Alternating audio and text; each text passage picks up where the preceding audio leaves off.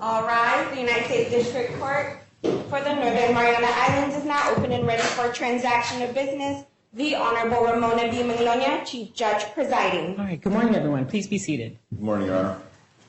If Your Honor please, this is criminal case number 24-00014, United States of America versus Julian Paul Assange, coming up for an initial appearance. Will counsel please state your appearance? Good morning, Your Honor. Sean Anderson for the United States. Good morning, Your Honor. Matthew McKenzie for the United States. All right, good morning, Mr. Anderson and Mr. McKenzie.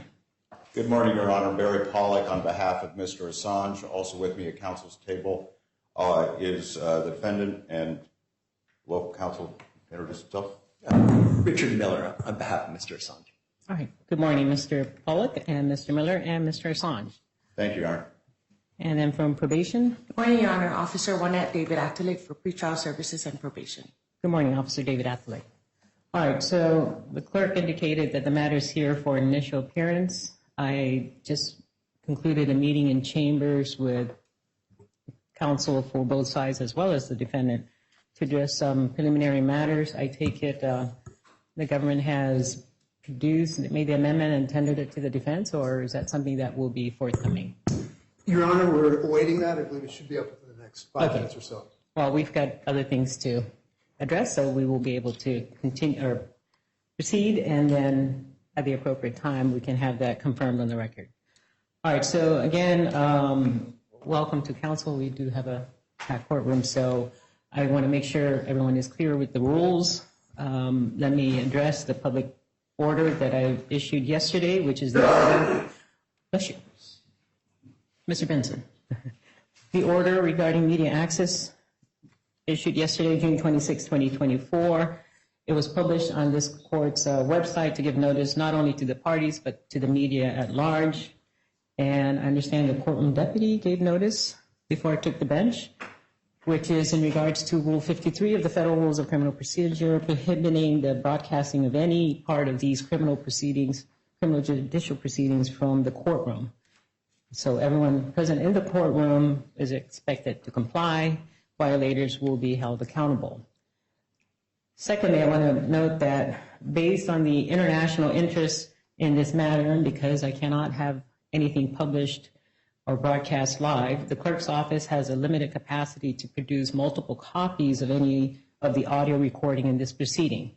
For that reason, I am ordering that the recording of this hearing, once certified as the official record of the proceeding, will be docketed. And so ordering, that means once it's docketed, it will be available on Pacer. So if anybody has access to Pacer, that's how you will have public access to these recordings. With that said, let me also note Mr. McKenzie has already been sworn in for this district as required under local rules, as well as Mr. Pollack as appearing pro DJ in this matter. The first matter I'd like to address, turning to the government, is the issue of jurisdiction and venue. That's something that every court, whether criminal or civil, needs to address. Every federal district court has jurisdiction over the subject matter of this case because district courts of the United States shall have original jurisdiction of all offenses against the laws of the United States. That's found at 18 U.S.C. Section 3231. This district court, the District for the Northern Mariana Islands, is the 94th district in the country. It is the smallest, youngest, and furthest from our nation's capital. So I'm satisfied that I do have jurisdiction to preside over this case. As to the question of venue, a criminal defendant has a constitutional right to be tried in the jurisdiction where the crime was committed. This is a constitutional venue right. The question I have for the government is what is the basis for this district court to have venue? In other words, why is this case filed here in Saipan? Mr. McKenzie, would you like to respond? Yes, Your Honor. Matthew McKenzie for the government. Your Honor, after months and years of discussion with the council, we have decided or requested to bring this case to Saipan. One, because it is close to the defendant's native Australia and will accommodate him traveling home shortly after this proceeding, and also because he is being first brought here and is also agreeing to venue, this is an appropriate venue for this proceeding. I'll highlight the last point you made it in, which is this is the first U.S. jurisdiction that Mr. Assange has been first brought into the United States. Not many people recognize that we are part of the United States, but that is true. So that would confer venue to this district court. I understand also, as I pointed out, that there could be a waiver, even if this court did not have jurisdiction. And I've already received and reviewed not only the letter of request that you signed off, Mr. McKenzie, on behalf of the Department of Justice and the plaintiff of the United States, but also in the written plea agreement regarding the waiver. So, Mr. Pollock, that is, in fact, your client's intention this morning? Yes, Your Honor. We concur that there is venue in this district because the offense occurred entirely abroad, and this is the first district in which he has appeared. But for the avoidance of any doubt, we would waive venue to the extent that the court finds otherwise. All right, thank you, Mr. Pollock. So having satisfied the issue of jurisdiction and venue, I'd like to turn to another preliminary question. That is a matter that all criminal cases are subject to question to, which is in regards to any potential victim of the offense. Under the Crime Victims Act, any victim of the offense has a right to notice of any public court proceeding involving the crime of the accused and to attend that proceeding. Is there any individual victim in this case that would be so required to be noticed? Mr. McKenzie, on behalf of the government. Your Honor, as we've stipulated to in the agreement, there are no individual victims that qualify pursuant to that act. All right, so hearing that there is no individual victim, then that preliminary matter of notice is not applicable. Let me then turn to the substance of the case. The matter is here because there is a criminal information was filed with the court just yesterday, June 25th, 2024. Because there is a right to an indictment, I'm going to have to address this issue of any waiver. Mr. Pollock, is your client, Mr. Assange, in fact, prepared to go forward with the waiver pursuant to the plea agreement? When I'm saying waiver at this point, is the waiver and the indictment before we proceed on the initial appearance on the information? Yes, Your Honor. Mr. Assange is willing to waive indictment and has executed a form to that effect. All right. On that basis, let me first then address this matter. I will need to address the defendant personally. For that reason, I'm going to ask that the clerk administer the oath to the defendant, Mr. Julian Paul Assange. Sir, please rise to be sworn in by the clerk. Please raise your right hand. Do you solemnly swear that the testimony you're about to give in the case now before the court will be the truth, the whole truth, and nothing but the truth, so help you God? I do. Please be seated. If you would please say and then spell your name for the record. My name is Julian Paul Assange. Assange is spelled A-S-S-A-N-G-E. Julian is spelled with an A. As a Julian? Yes. All right. So, Mr. Assange, do you understand that you are currently under oath? And that means you have promised to tell the truth to any questions posed to you. You understand that? I do. And that if you knowingly make any false statements to any questions posed to you, either by myself or any of the attorneys in this proceeding, then those words could be used against you for a separate crime called perjury. You understand that? I do. All right. With that understanding, I need to make sure that you are going to, in fact, knowingly, voluntarily, intelligently waive your rights. And so I need to ask some preliminary questions. Sir, how old are you today? I am 52. And how far or how high in school did you go? I studied at university, but I didn't formally graduate from high school. Okay. Even without any formal, degrees then, what type of employment have you had? I've been a consultant, journalist, a computer programmer, editor, author, documentary maker. Okay, so producer, did you say? Producer, yes. and clear you are able to speak English. Are you a citizen of the United States, sir? No, I am not. What country are you a citizen of? Australia. I will address that point later on for another matter. Are you currently or have you recently been under the care of a physician or psychiatrist or hospitalized or treated for any type of narcotic addiction? No. Have you taken any drugs, medicine, pills, or drunk any alcoholic beverage in the past 24 hours that may impair your ability to hear and understand the proceedings? No. And I do see Mr. Pollack and Mr. Miller are here as your attorney.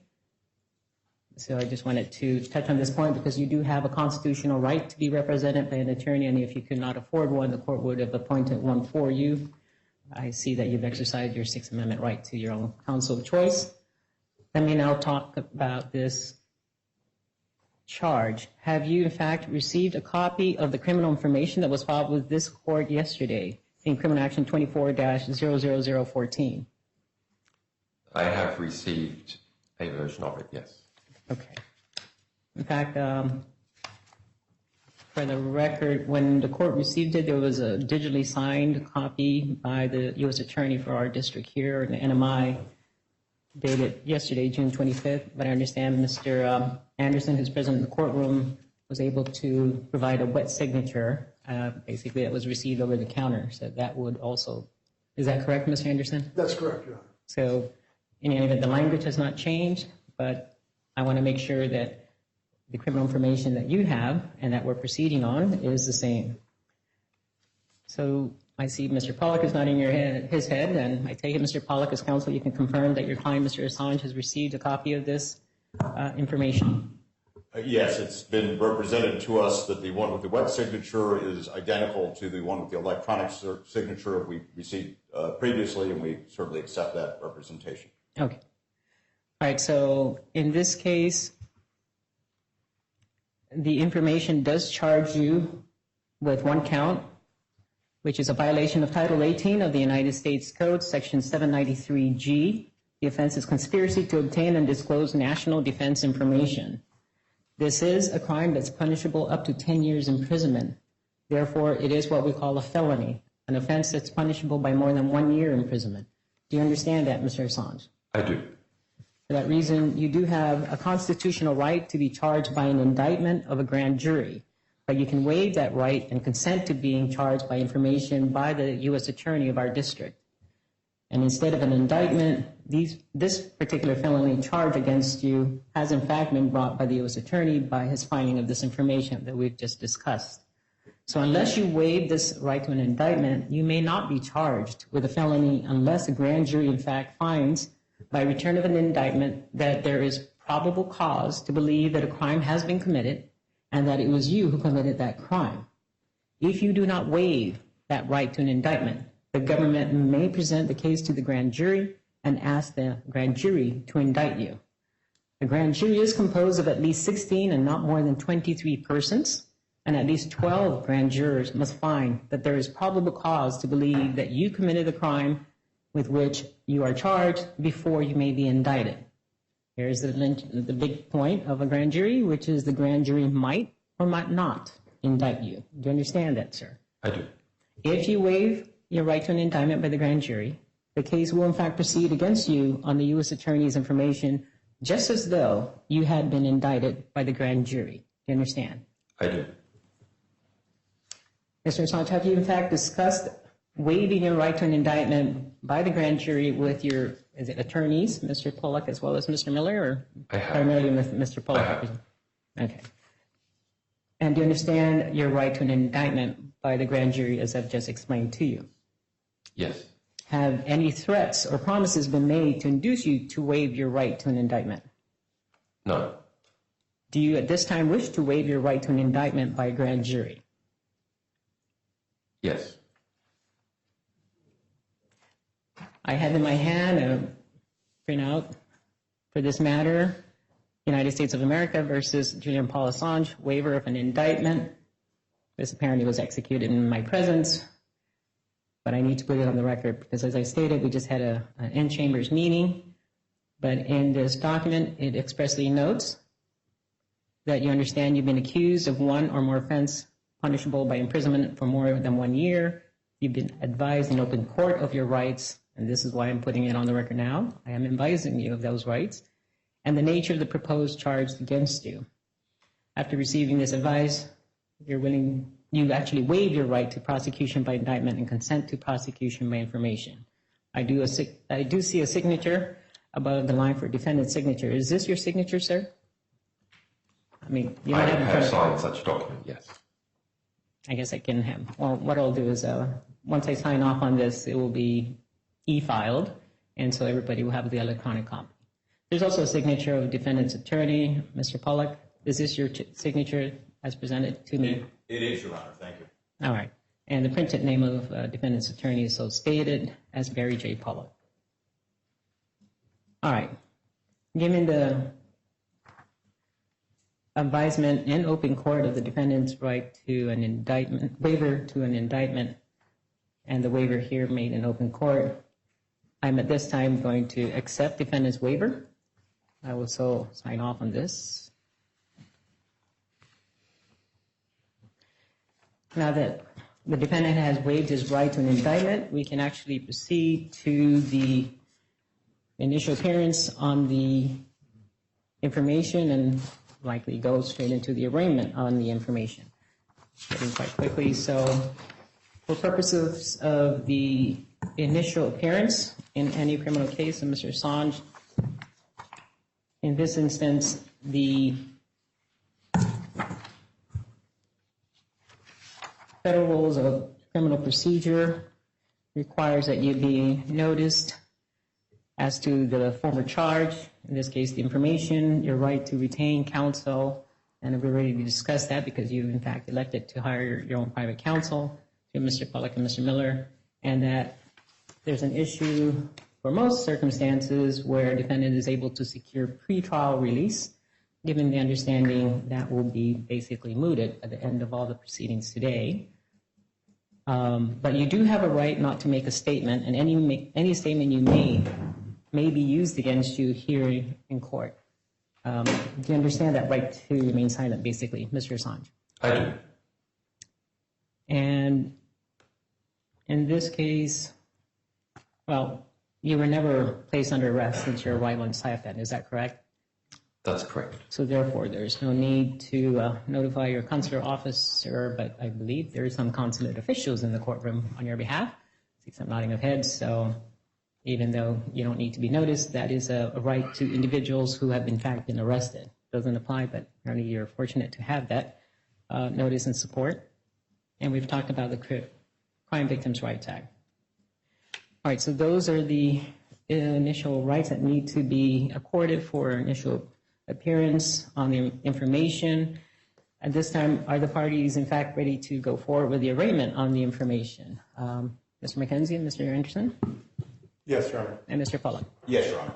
All right, so for purposes of the arraignment, a defendant is not called to plead unless there's an information or an indictment. In this case, you've already waived your right to an indictment. Mr. Assange, are you in fact prepared to enter a plea of guilty or not guilty to the information? And before doing so, I can ask counsel if you wish that I formally read the charge against you for this one count and advise you of all your constitutional rights. So for purpose of waiver first. Your Honor, we would waive the formal reading. All right, so there's a waiver. And at this point then, can we, then is there going to be a plea to this information, Mr. Assange? Yes. At this point, for purposes of the charge, the sole count in count one, are you in fact prepared to enter a plea of guilty or not guilty? What is your decision? Guilty to the information. All right. In fact, before I accept your guilty plea to the information, I will first like to go forward with the notice of all the rights. So please be seated, and I'll go through that portion. It's usually, or I guess most people who understand things, not every case goes this fast. After the arraignment, the court will set the matter for trial no sooner than 30 days from today, no later than 70 days from today, called under the Speedy Trial Act. However, because you are in fact prepared to go forward to enter a plea, and I understand that to be pursuant to the plea agreement, and not just an open plea, I need to make sure that you in fact for the record, understand all the necessary information. So with that, let me first talk about the offense charged in the information, the possible liability, and then that is when I will need some other matters addressed. So first, as to the charge in the information, I've already indicated it is punishable up to 10 years imprisonment. And as to a fine, it is no more than $250,000 or both, a fine and 10 years imprisonment. There is a special assessment fee of $100 that is due no later than the time of sentencing. Once there's a conviction and a sentence is imposed, the court may impose a supervised release of not more than 3 years. That means after any sentence is pronounced, you may still be subject to additional prison term, and then there's a violation of a condition of supervised release. If there's probation, it'll be not less than 1 year and no more than 5 years for a felony. So this is all because the offense that you're here to enter a guilty plea to is what we call a Class C felony. Do you understand that, sir? It's a lot of information, but... Yes. And I'll pause. To the extent that you have any questions and you wish to consult with your counsel, you're welcome to do so. You're also welcome to ask me to have me clarify, or shall we say, slow things down. Okay? Yes. All right.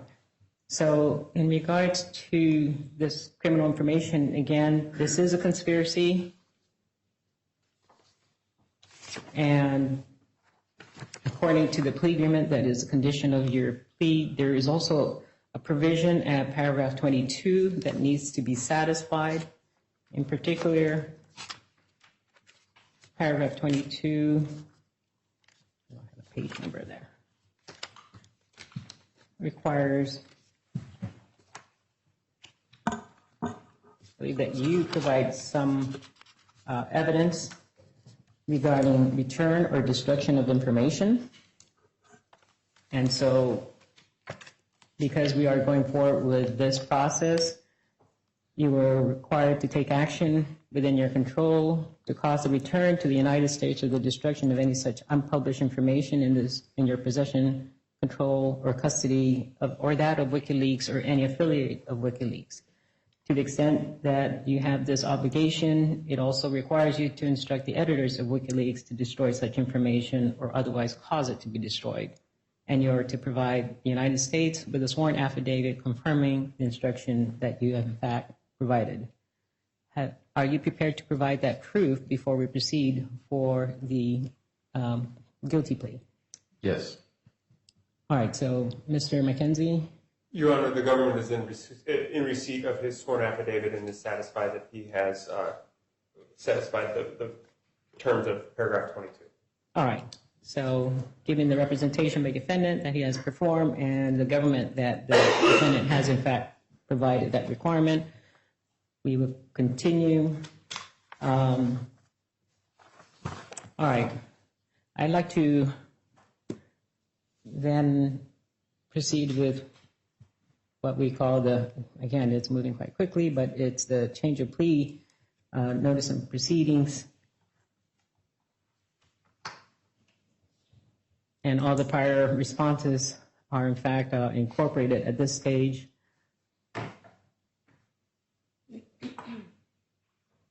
The question I turn to focus on the information pending against you, Mr. Assange, is that you've already confirmed having received this document. My question is, have you fully discussed the charge that's pending and the case in general, not just the information, but the case in general with your attorney, Mr. Pollack, in this matter?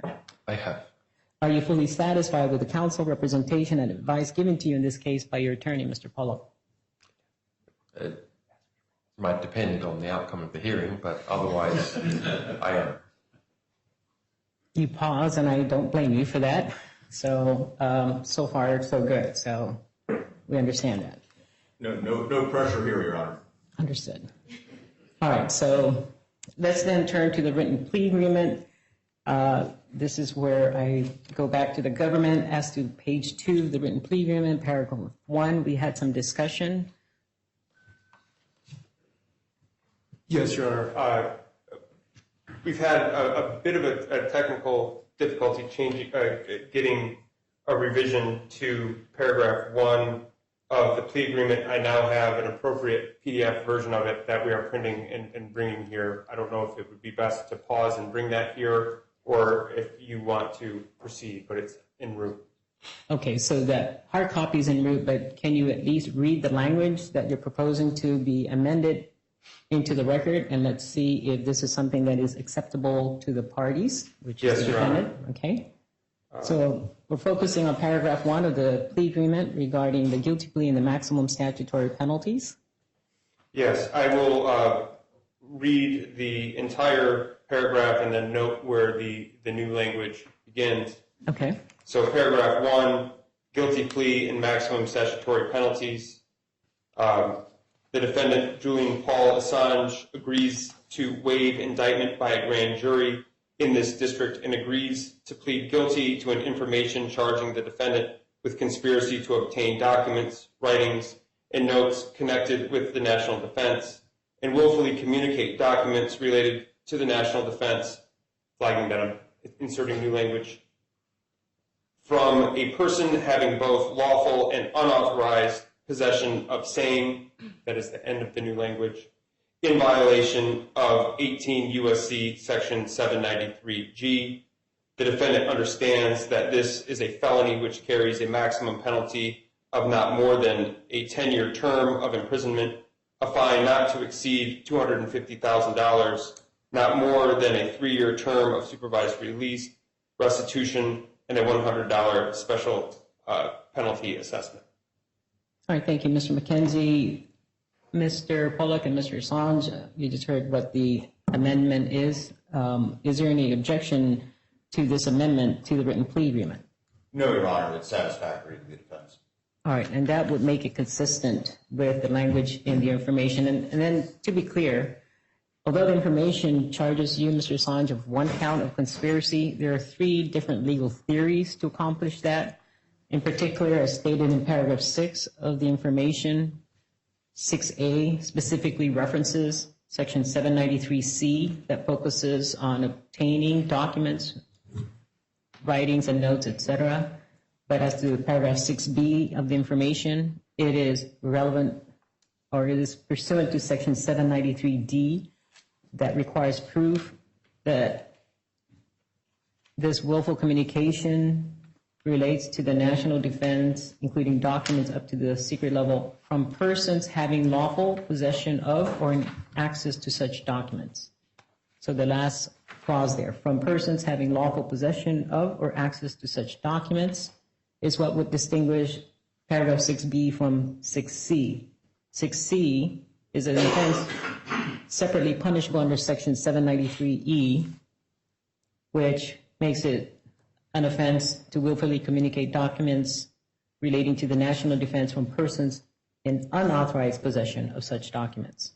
So first is it's actually the offense, but in fact, based on the information charged, it's going to be a singular person who had that status. Do you understand the difference, sir? I do. Okay, and that is the reason why the amendment in paragraph 1 notes the addition of the language referring to from persons having lawful possession of, as well as persons in an unauthorized possession. With that clarification, let me then note that the elements for, well, now that we've clarified the language of this plea agreement, Mr. Assange, have you in fact had an opportunity to read and discuss the plea agreement with your attorney, Mr. Pollock, before you actually signed it? At great length, Your Honor. At great length. Okay. In fact, let me step back. Page 22 of the plea agreement, around lines 19 to 20. In print, it says Julian Paul Assange, defendant. Is that your signature above the line, sir? It is. And it's dated, looks like June 24, 2024. May I ask, where were you when you signed this document? What country? What time zone? At a Stansted Airport in the United Kingdom. In the United Kingdom. Okay. So June 24, 2024 UK would be June 25th likely here in Saipan, tomorrow Standard Time, correct?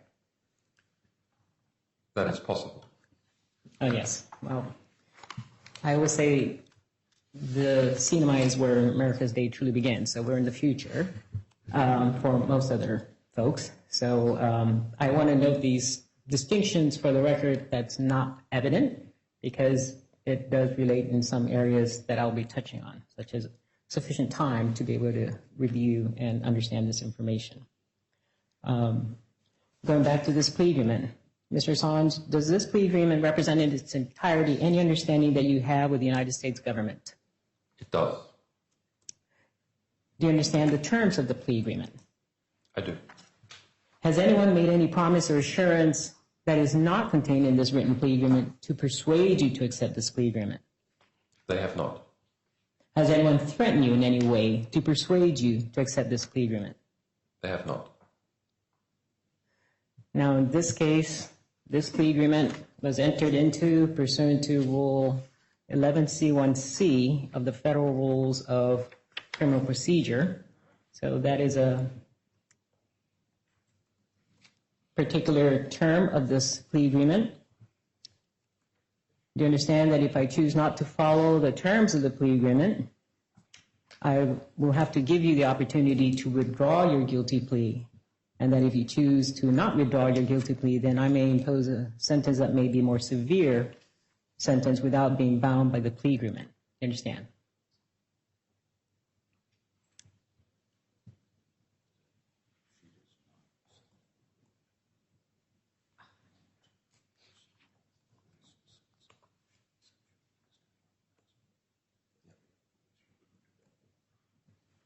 I do. At this time, let me ask Mr. Pollack, were all formal plea offers extended by the United States government conveyed to the defendant, Mr. Assange? They were, Your Honor. Okay. All right, then let's talk about this guilty plea that you are willing to proceed with this morning. Mr. Assange, has anyone attempted in any way to force you to plead guilty this morning? They have not. Has anyone threatened you to get you to plead guilty this morning? They have not. Has anyone has anyone made any promises or assurances of any kind to get you to plead guilty other than those contained in the written plea agreement? No. Are you here to enter a guilty plea to the charge, the sole count, and the information of your own free will because you're in fact guilty of that charge? I am. All right, then I've already mentioned that this one charge in the information is what we call a felony offense. Mr. Assange, do you understand that the offense to which you're pleading guilty to, because it is a felony, and if I were to accept your guilty plea and adjudge you, meaning declare you to be guilty of that offense, that such adjudication may deprive you of some valuable civil rights, such as a right to vote, right to hold public office, and right to serve a jury, and the right to possess a firearm here in the United States. Do you understand that? Yes. And you've already indicated that you're not a citizen of the United States. Have you discussed the possible immigration consequences of your guilty plea with your attorney? Yes. In fact, paragraph 2 of your plea agreement does touch on the issue of the effect on their immigration status. As you understand that there is a likely consequence of a finding of guilt. Do you understand that because you're in fact not a citizen of the United States, that in addition to the other penalties you are facing here in this criminal matter, a plea of guilty may subject you to the immigration consequences of deportation, exclusion, or voluntary departure, and prevent you from becoming a United States citizen? Do you understand that? Yes. All right, then let's talk about the possible penalties here. I've already explained this is an offense punishable by up to 10 years imprisonment. There is no mandatory minimum. Is that correct, Mr. McKenzie? That is correct, Your Honor. And as to the fine, it may be up to, as I stated, up to $250,000 with no mandatory minimum amount as well. There is a separate special assessment fee of $100 because it is a felony offense, and that will be due no later than at the time of sentencing. Do you understand that, Mr. Assange? I do. And under the terms of the plea agreement, even though I've already advised you that there's a possibility under the statute for the imposition of a supervised release, that if you were in fact placed on supervised release, any violation of conditions of supervised release may result in additional prison time here. Do you understand? Yes.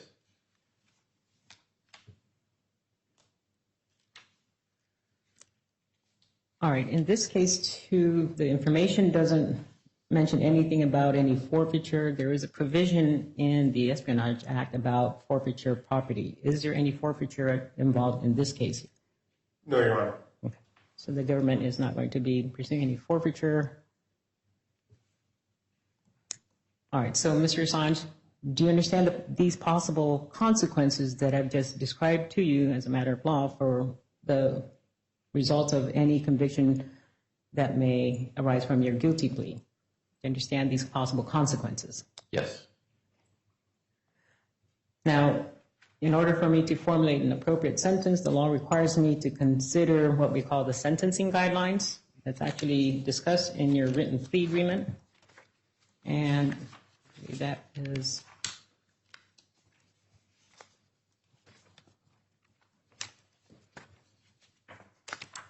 starting at page 11, paragraph 11. So because I'm required to consider this, I need to also make sure you understand. Mr. Assange, have you and your attorney, Mr. Pollack, in fact, talked about how these advisory sentencing guidelines might apply in your case? Yes. And in this case, the court normally does not determine what the applicable guidelines range is for your case until after a pre-sentence report has been completed and that you, as well as the United States government, will have an opportunity to challenge any of the reported facts and the application of the guidelines as recommended by the probation officer, and that the sentence ultimately imposed may be different from what the plea agreement says. In this instance, understand you are in fact waiving your right to a pre-sentence investigation report. Is that correct? That is correct. In fact, the government is also joining in that waiver. Is that correct, Mr. McKenzie? Yes, Your Honor. And the government and the defense are prepared to provide the court with some additional facts as necessary to enable it to exercise its duty to consider not only the advisory sentence guideline, but also the 3553A factors that follows. Is that correct? Yes, Your Honor. All right. Regarding the defendant's co-conspirator, Chelsea Manning, I conferred with defense counsel. We stipulate to the additional facts. Okay. I'll receive those here and now. On or about July 30th, 2013, Chelsea Manning was found guilty of various offenses under the Uniform Code of Military Justice related to the facts of this conspiracy. On or about August 21st, 2013, Chelsea Manning was sentenced to 35 years in prison. On or about January 17th, 2007, then President Obama commuted all but 4 months of Ms. Manning's sentence, and ultimately Chelsea Manning served approximately 7 years in prison. Can I clarify? Did you say July 17, what year? 2017. Okay. So commuted all but how many months left? 4. 4 months.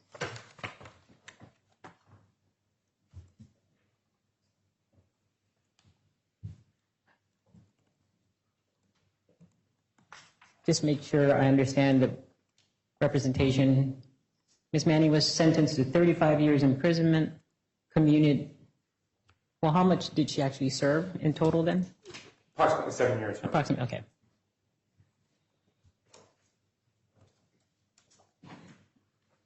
All right, so that will be something that I can consider. Going back to just going over the plea and the rights in regards to the advisory guideline, once we proceed to the, if I were to accept your guilty plea and it's pursuant to 11C1C, then I will proceed with a discussion under the sentencing phase as to the actual calculation based on this additional fact. That was not previously before me. I don't have it in black and white in any of the filings. You understand that, Mr. Assange? Yes. All right. So under the law, again, I'm focusing on the advisory guideline. Once it's calculated, then sometimes there could be an upward or downward departure, and that is the reason why a sentence might be either greater or lesser than what the advisory guidelines is under this written plea agreement.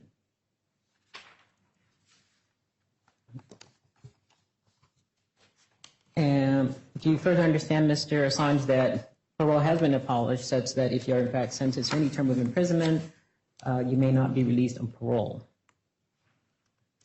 I do. Now, let me talk about the appellate rights that is covered in your plea agreement as well. Do you understand, Mr. Assange, that under some circumstances, you or even the United States government may have a right to appeal any sentence that the court imposes? Do you understand that? Yes. And in this instance, in regards to the waiver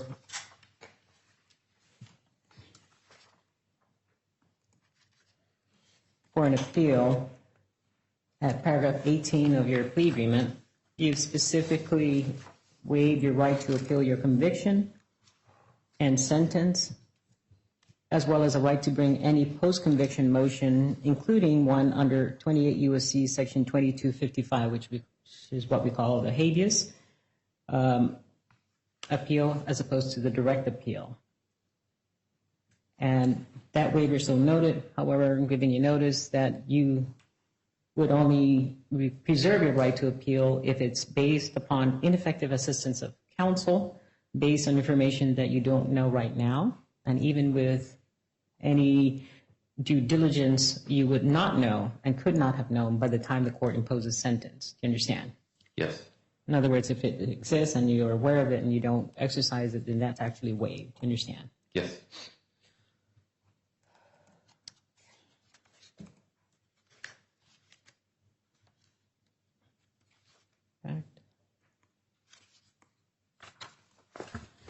All right. Let me turn now to your waiver of your constitutional rights. In your plea agreement, that's already covered. Sorry.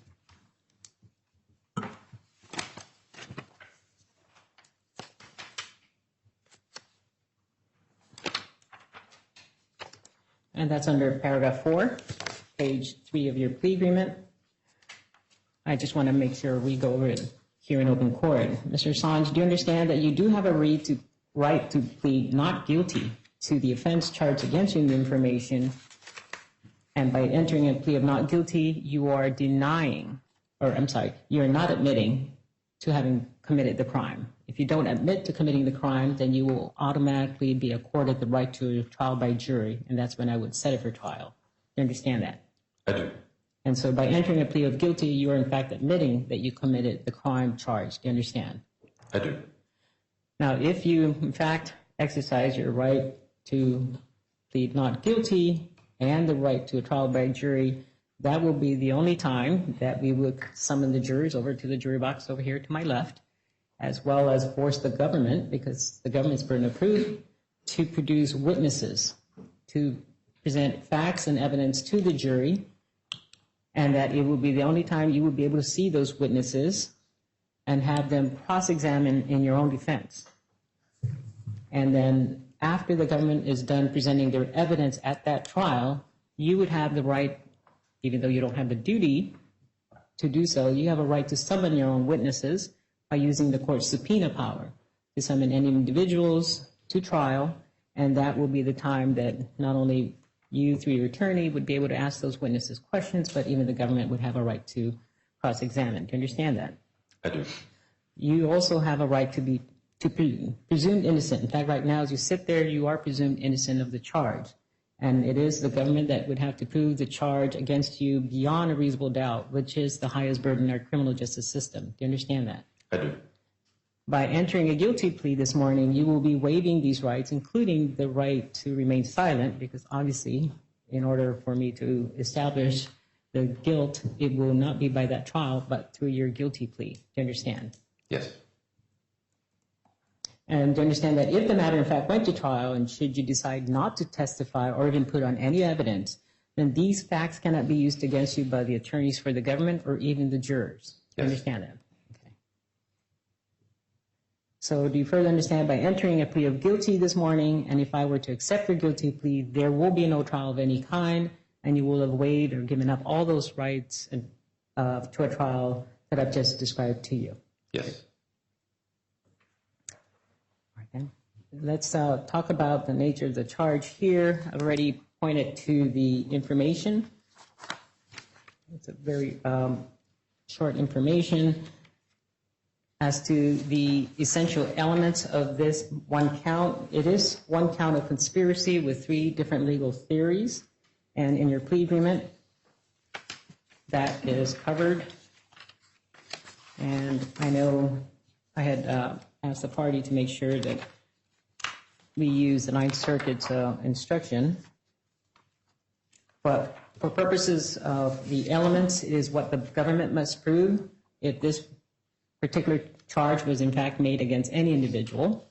And so the elements for this conspiracy charge requires the government to prove, actually in the jury instruction is some beginning or end date to give everyone some time frame, that there was an agreement between 2 or more persons to commit at least one crime as charged in the information, and that you as a defendant became a member of this conspiracy knowing of at least one of its objects and intending to help accomplish it. In fact, the elements are stated in paragraph number 8, page 4 of your plea agreement, and in fact it specifically notes that for purposes of your case, the government was prepared to establish that for this conspiracy, there was an agreement or understanding that was formed, reached, or entered into by 2 or more persons to violate Title 18 of the United States Code, Section 793, subparts C through E. So that's C, D, and E. And second, at some time during the existence or life of the conspiracy, agreement, or understanding, that you, Mr. Assange, knew the purpose of the agreement, and with the knowledge then deliberately joined the conspiracy, agreement, or understanding. And third, that at some time during the existence or life of the conspiracy, agreement, or understanding, one of the alleged members knowingly performed an overt act as charged in the information and did so in order to further or advance the purpose of the agreement.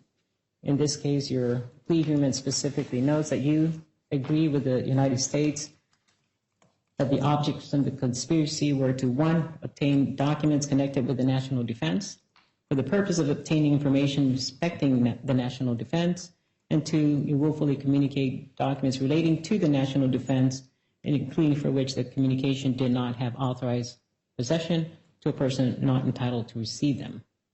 So those are particular agreements of the object.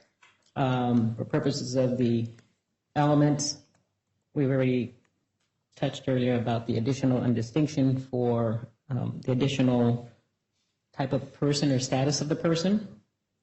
But for purposes of the elements, those are at least the minimum that you can agree to for the object. The factual basis would be different. But this is to explain to you what the government would be required to prove if the matter, in fact, went to trial. Do you understand that, Mr. Assange? I do. At this time, I'm asking you to explain to me, what is it that you did that will constitute the crime charged? Working as a journalist, I encouraged my source to provide information that was said to be classified in order to publish that information. I believe that the First Amendment protected that activity, but I accept that as written, it's a violation of the Espionage Act statute. So you had certain belief, but you understand what the law actually says as well. I believe the First Amendment and the Espionage Act are in contradiction with each other, but I accept that that it would be difficult to win such a case given all the circumstances. There is a difference between what we call a nolo contendere plea, when you actually recognize all the evidence, and if it was in fact presented to a jury, the jury would in fact render a guilty verdict versus a personal acknowledgement of it. Mr. Pollack, I hope you touched that issue and distinction with your client. Yes, Your Honor, this is not a nolo contendere or an offered plea.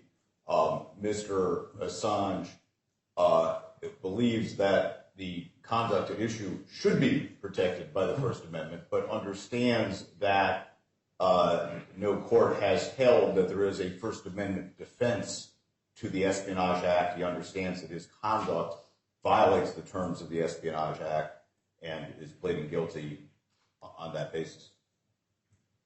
All right, let me hear from Mr. Assange. Is this in fact your understanding? That's correct. Okay. You already acknowledged that the information that you solicited from your sources were classified for purposes of the information. There's a definition of classified that has a 3-tier, and I believe, because in due course I will have to get into the advisory guidelines analysis, and the level of classified information is actually relevant, whether it's top secret, secret, or confidential. And so you mentioned that they were classified, and the information charges you with information that you in fact received as being secret. Is this the level of classified information that you understand you received? Yes. At a minimum, okay. Because that's what's charged. All right. In this case, having heard from the defendant, I still need to have an independent basis, in fact, to find the defendant guilty. For that reason, I'm now turned to the government. Mr. McKenzie, if the matter, in fact, went to trial, what would the government be prepared to prove? Your Honor, the United States and the defendant stipulate and agree. I'm sorry, Mr. McKenzie, before you continue. Mr. Assange, I always ask every defendant, please listen to what the government is representing. They're prepared to prove. If there's something that you know personally to be incorrect, I want you to take note and let me know. If it's something you're not aware of, that you don't know if it's true or not, then obviously that's something the government is just proffering that they can prove through other sources. You understand, sir? I do. All right. Mr. McKenzie, back to you. All right. Your Honor, I'm just going to read from the plea agreement at paragraph 9. All right. The United States and the defendant stipulate and agree that the following facts are accurate, that the United States could prove these facts beyond a reasonable doubt at trial, and that these facts constitute an adequate factual basis for the defendant's guilty plea. The defendant was born on July 3rd, 1971, and is a citizen of Australia.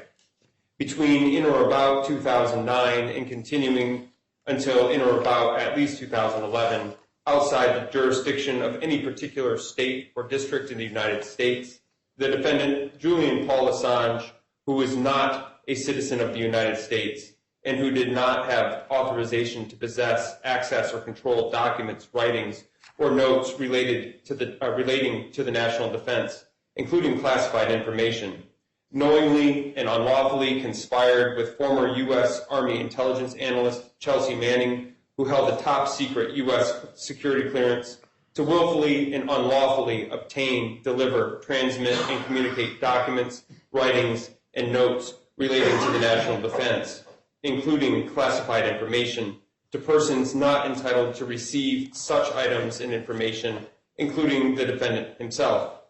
The defendant maintained and controlled a public website, WikiLeaks, which for a period of time described itself as the first intelligence agency of the people. From at least 2009 and continuing through at least 2010, the defendant publicly solicited information from people who had then, current, or prior access to classified information to provide that information to the defendant. The defendant's website, WikiLeaks, stated, quote, WikiLeaks accepts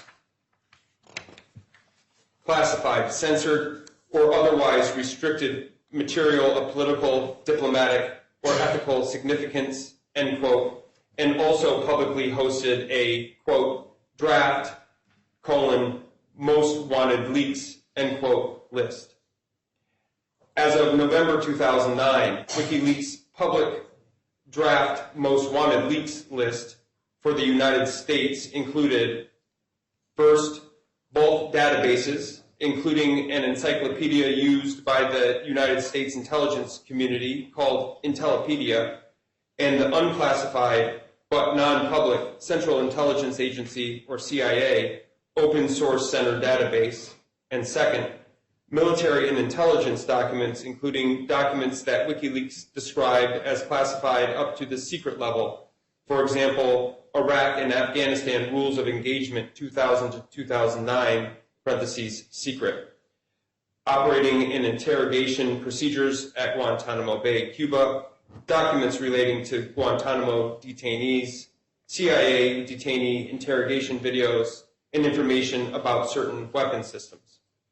The defendant also publicly encouraged people to obtain the information he desired and to send that information to the defendant at WikiLeaks. The defendant also said that unless they were, quote, a serving member of the United States military, unquote, those providing classified information would have no legal liability for giving such classified information to him because, quote, top secret, unquote, meant nothing as a matter of law. Under Executive Order 13526, information in any form may be classified if it, 1, is owned by, produced by, or is under the control of the U.S. government, 2, falls within one or more of the categories set forth in the executive order, namely top secret, secret, and confidential, and 3, is classified by an original classification authority who determines that its unauthorized disclosure reasonably could be expected to result in damage to the national security of the United States. Information is classified as secret if the unauthorized disclosure of that information reasonably could be expected to cause serious damage to the national security of the United States. Pursuant to Executive Order 13526, information classified at any level can be lawfully accessed only by persons determined by an appropriate U.S. government official to be eligible for access to classified information, who have signed an appropriate non-disclosure agreement, received a security clearance, and have a need to know the classified information. From 2009 to 2010, Manning was a U.S. Army intelligence analyst deployed to forward operating base Hammer in Iraq. Manning held a top secret U.S. security clearance and had executed a classified information non-disclosure agreement, which acknowledged, among other things, that the unauthorized disclosure of classified information could cause damage or irreparable injury to the United States, and that Manning would not divulge classified information without prior authorization from the relevant government agency. Between January 2010 and May 2010, Manning used U.S. government computer systems to download hundreds of thousands of documents and reports, many of them classified at the secret level and relating to the national defense. In doing so, Manning downloaded 4 nearly complete databases from departments and agencies of the United States that contained, among other things, approximately 90,000 Afghanistan war-related significant activity reports, 400,000 Iraq war-related significant activity reports, 800 Joint Task Force Guantanamo, or JTF, GTMO, detainee assessment briefs, and 250,000 U.S. State Department cables. During this time period, Manning also downloaded multiple classified files relating to the U.S. military's Rules of Engagement, or ROE, in Iraq from the U.S. government's secure communication network called the Secret Internet Protocol Router Network, or SIPRNet. After downloading digital reams of classified documents and files, Manning, without authorization, electronically sent them to the defendant, understanding that at least some of them would be publicly posted on WikiLeaks' website. Many of the documents and files that Manning downloaded and sent to the defendant contained information that was classified up to the secret level. During the time period surrounding Manning's passage of classified materials to WikiLeaks, Manning and the defendant communicated via online platforms about Manning's progress. On March 7th, 2010, Manning asked the defendant how valuable the JTF GTMO detainee assessment briefs were.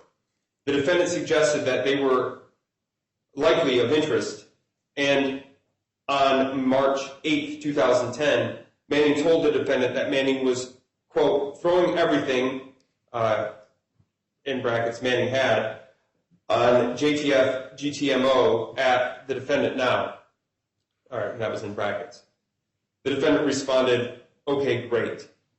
Later, on March 8th, 2010, Manning used a secure file transfer protocol connection to transmit the JTF GTMO detainee assessment briefs, classified secret and containing national defense information, to a cloud Dropbox operated by WikiLeaks, with the directory that the defendant had designated for Manning's use.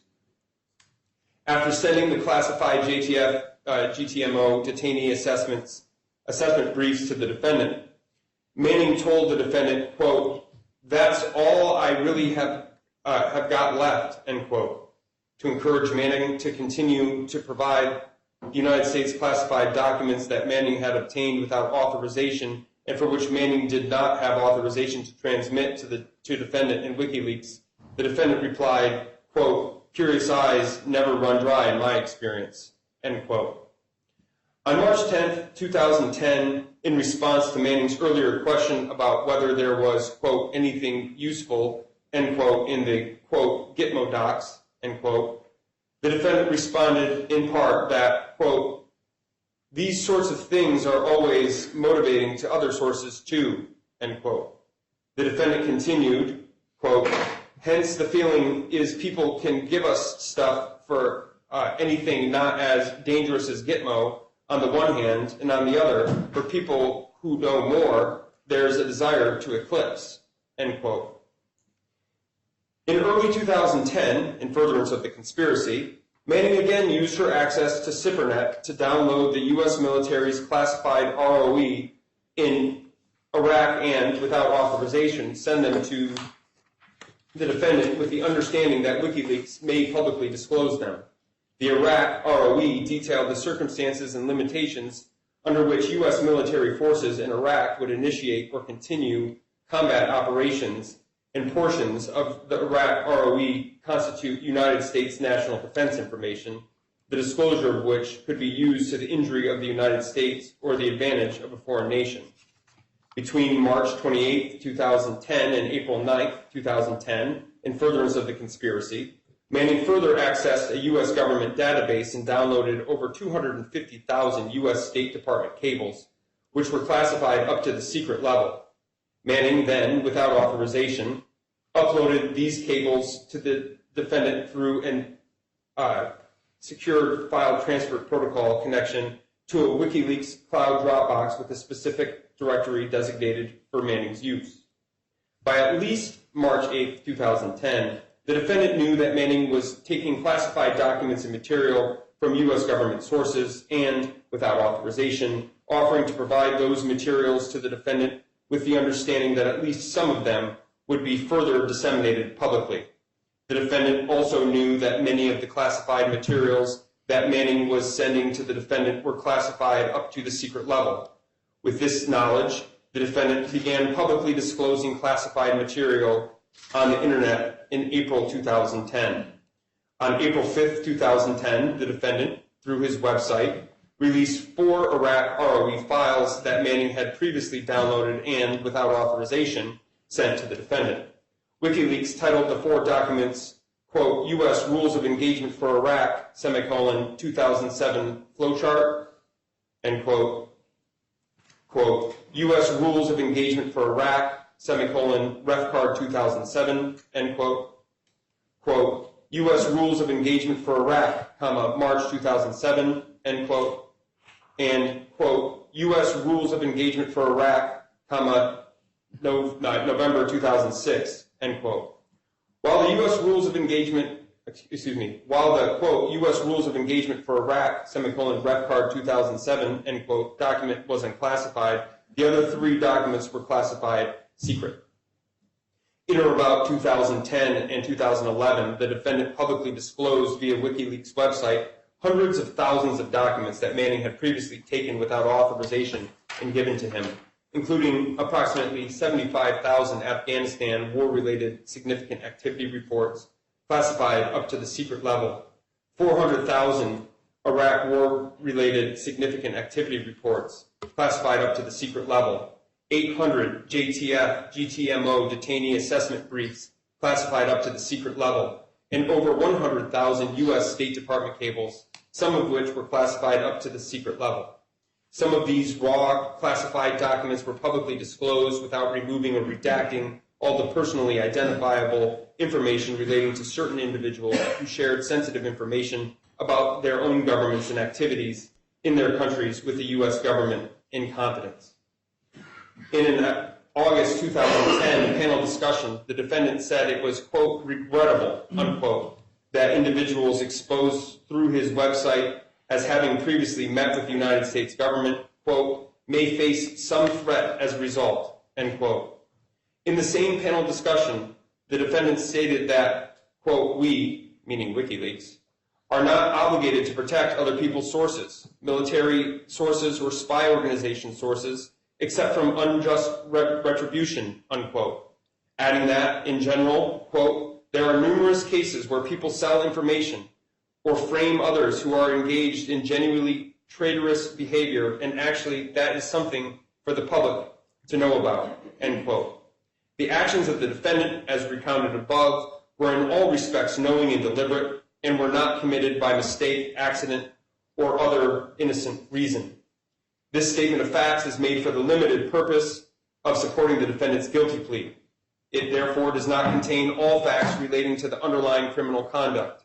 This statement of facts does not preclude either party from presenting and arguing for sentencing purposes additional facts which are relevant for the guideline computation or sentences unless otherwise prohibited by this agreement.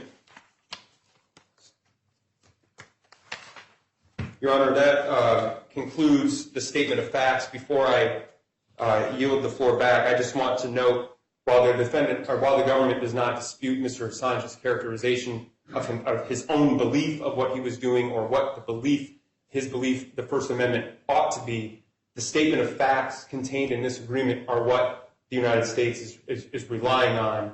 And I didn't want our silence to those points to somehow suggest that we agree with the defendant. We reject those contentions, although accept that he believes them. And with that, I'll sit down. Thank you. Understood, Mr. McKenzie. And thank you for stating the facts as cited in the plea agreement. Mr. Assange had asked you to listen carefully and to, at this point, let me know if there's anything that was represented by the government through Mr. McKenzie's reading of the facts to be incorrect to your personal knowledge. No, Your Honor. All right, then. In this case, the plea agreement does contemplate the dismissal of other charges that are not pending in this district, but in another district, which I do not have jurisdiction over. And so for purposes of your guilty plea, to the extent that I can deliver on what is presented in the plea agreement, I'm just giving you notice, Mr. Assange, pursuant to your plea agreement, that if I were to, in fact, allow you to enter a guilty plea and I accepted, the dismissal of the other charge will not be handled here personally, but Mr. McKenzie, on behalf of the government, pursuant to the plea agreement, is it your intention to, in fact, perform after sentence is pronounced? Yes, Your Honor. Once sentence is pronounced, the United States will move to dismiss the indictment in the Eastern District of Virginia. At this exact moment in time, that courthouse is closed given the time difference, but I think it will still be calendar day today that the cases we move to dismiss in Virginia. Well, so long as the action is performed within a reasonable time, meaning the filing, because the mere filing would trigger the notice of electronic filing, and Mr. Pollack, you are a named counsel in that matter, so you should be able to receive the electronic filing so that you can get a confirmation that the government is performed. It's just a matter of the court taking action thereafter. That's correct, Your Honor. The government has represented, and it is part of the plea agreement, that it will dismiss all charges of the Eastern District of Virginia, and I will receive electronic notification as soon as that has occurred. All right.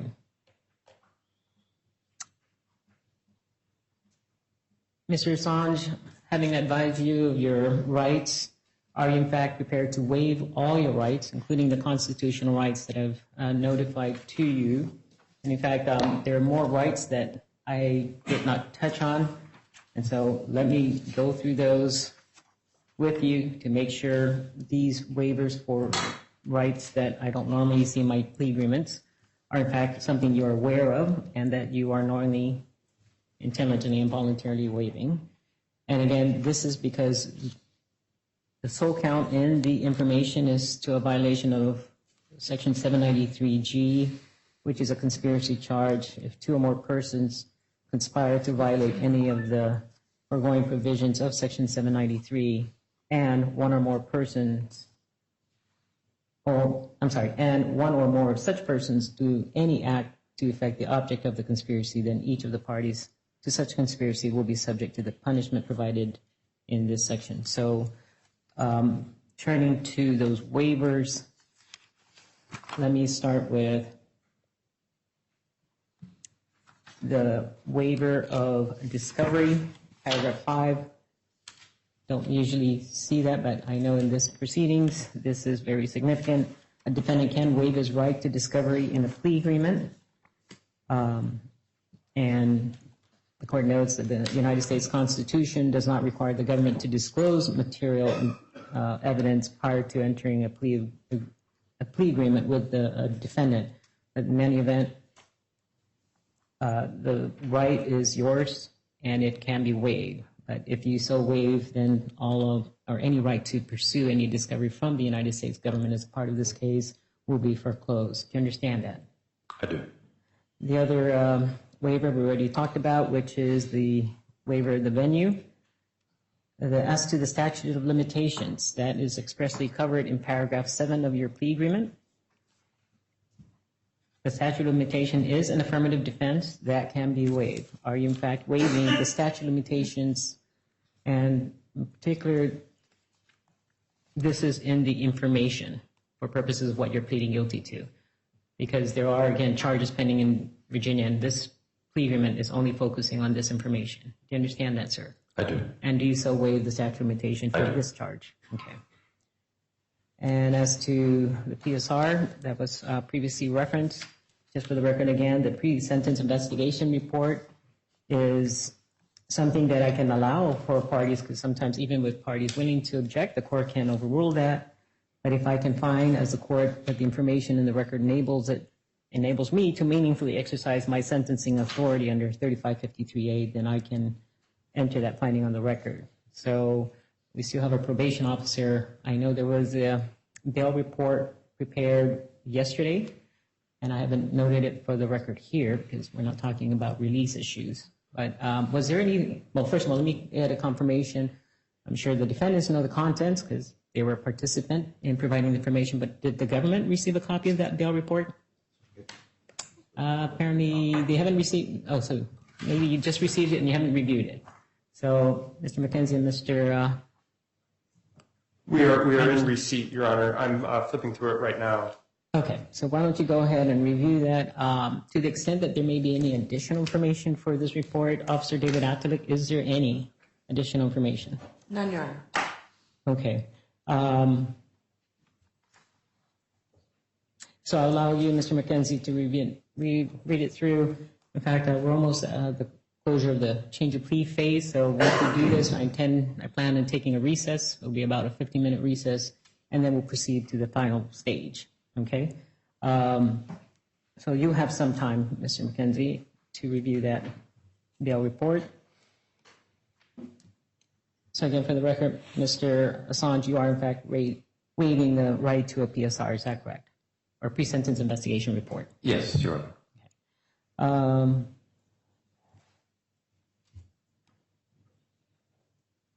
There's also a waiver pursuant to paragraph 15, in particular paragraph B3, as well as 21.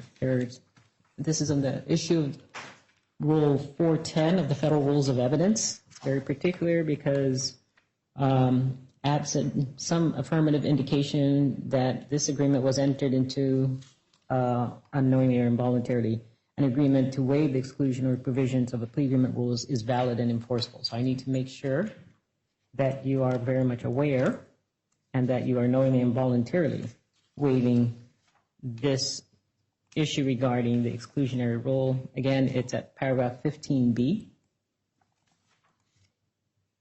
referencing Rule 410. And I guess it's a lengthy document, so 15B is at paragraph 15 starts at page 16, but has to be 3 or 3 I's. It's actually at page 18 regarding any prosecution. Yes, Your Honor, to be clear, that waiver would only apply if there were a breach of the plea agreement by Mr. Assange. Yes, and that's under paragraph B. So it's a conditional if. Not all of that would be waived, again, in the event that an issue arises that triggers this provision of paragraph 15D. That is when the government would want this to be used, and that's why you need to make sure it's waived today before a situation arises. If it never arises, obviously neither side would have to worry about it. But it's correct. Looking at paragraph 15A, it talks about what may occur when the United States is the one that is in breach, but as for paragraph 15B, it's when the defendant breaches. So yes, you're correct, Mr. Pollack. So to the extent that there's any waiver, it's only if there's a breach and the government tries to use it against you. Today's the day to recognize that that waiver will occur today, and you can't raise it later on. You understand that, Mr. Assange? I do. Okay. As to paragraph 19, this is a waiver of the Freedom of Information Act provision. This is very particular for this plea agreement. It is a clear waiver by the defendant to assert either directly or indirectly through a representative to obtain any of the records pertaining to the U.S. Department of Justice criminal investigation, extradition, and or prosecution of yourself, including without limitation any records that may be sought pursuant to the Freedom of Information Act of Title V. Do you understand, and do you in fact waive this FOIA right? I do. Okay. And then we have the Hyde Amendment and additional waivers. So this is in relation to any possible attorney's fees and other litigation expenses out of the investigation or prosecution of this matter, because the Hyde Amendment allows an award of attorney's fees and costs against the United States only when its overall litigation position was vexatious, frivolous, or in bad faith. And so there's no allegation of it existing, but to the extent that there may be a basis for a subsequent claim, this plea agreement indicates that you are in fact knowingly waiving this possible claim. Do you understand that? I do. And you so agree? I do. Okay.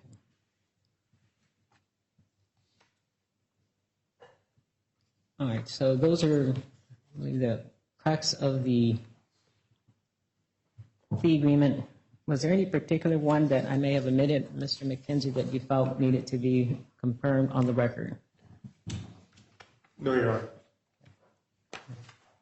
And to the extent that there's anything that would bind the government, is there anything that the defense wants me to confirm that the government will in fact honor? I've already been honoring or recognizing their duty for dismissal at the appropriate time. Is there anything else? Your Honor, the plea agreement has several provisions regarding the United States' obligation, but I'm confident the United States is aware of them, and I don't think we need to go over them the same way we would where the defendant is waiving something. Understood. All right. So at this time, again, Mr. Assange, I've gone through the charge that's pending against you, the potential liability, including imprisonment and fine, and civil forfeiture of rights, and immigration issues. At this time, do you in fact wish to waive those rights that I've just advised you of and enter a plea of guilty to the sole charge in the information? I do. At this time, I'm going to ask you to please rise. Your Honor, if I could Yes. just confer with government counsel for one moment. Yes.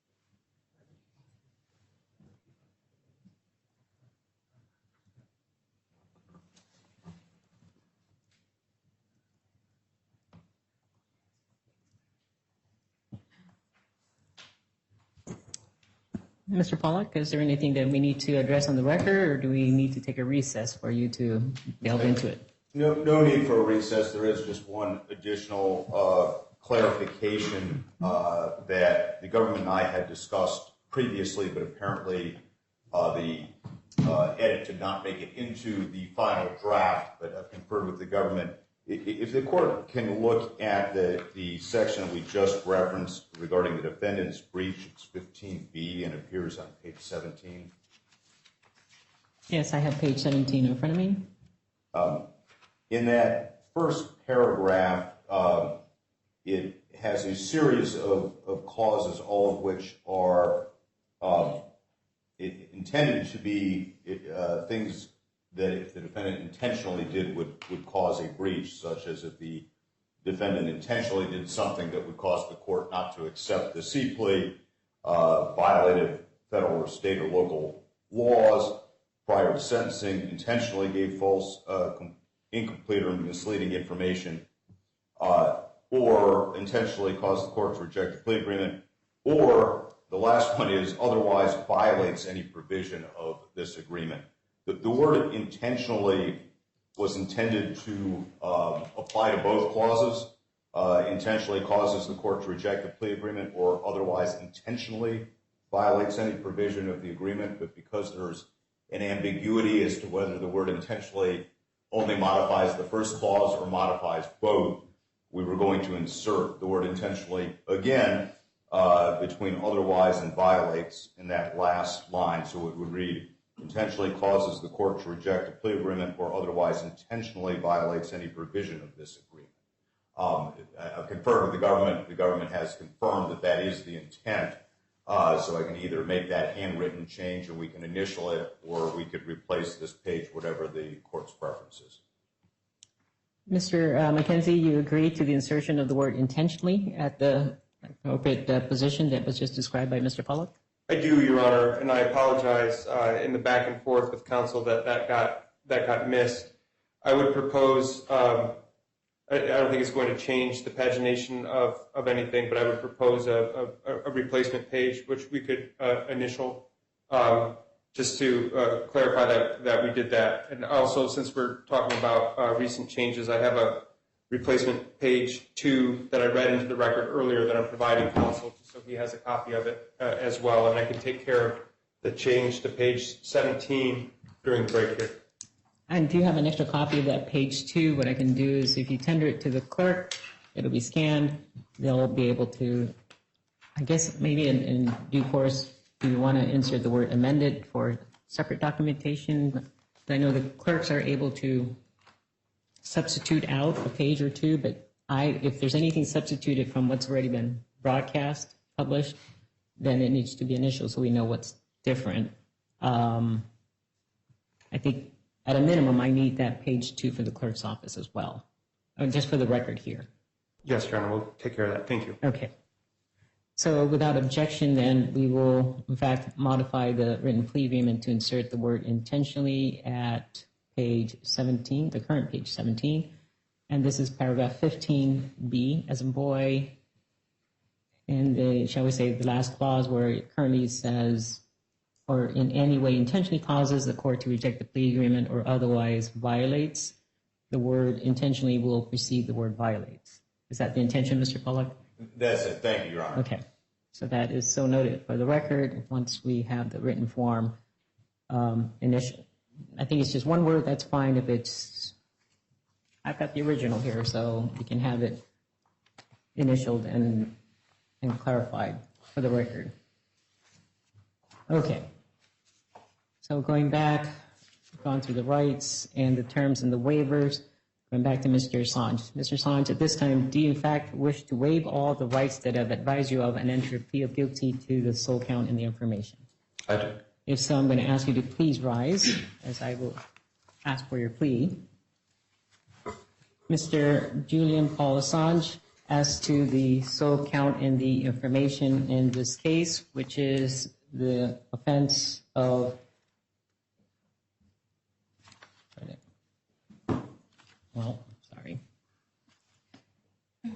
the conspiracy to obtain and disclose national defense information, which is in violation of Title 18 of the United States Code, Section 793G, and this is as to the violation of subsection 793B, D as in doctor, let me make sure that's clear, as in violation of C as in Charlie, D as in doctor, and E as in elephant. How do you now plead? Guilty or not guilty? Guilty to the information. Guilty to the sole count of the information? Yes. So noted. All right, Mr. Assange, please be seated.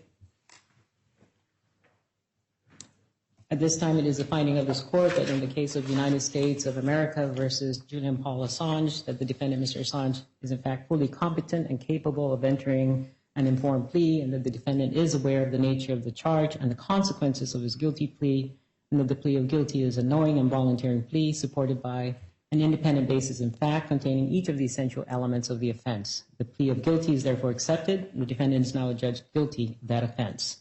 Mr. Assange, having found you guilty, I would ordinarily order that a written pre-sentence report be prepared by the probation officer. You've already indicated that there's a waiver. And so the government has just confirmed having received the bail report, and I had the supplemental statement on the record. To the extent you were reading from what you were proposing, can you tender that to the clerk so that I have something in black and white to say that I'm referring to that?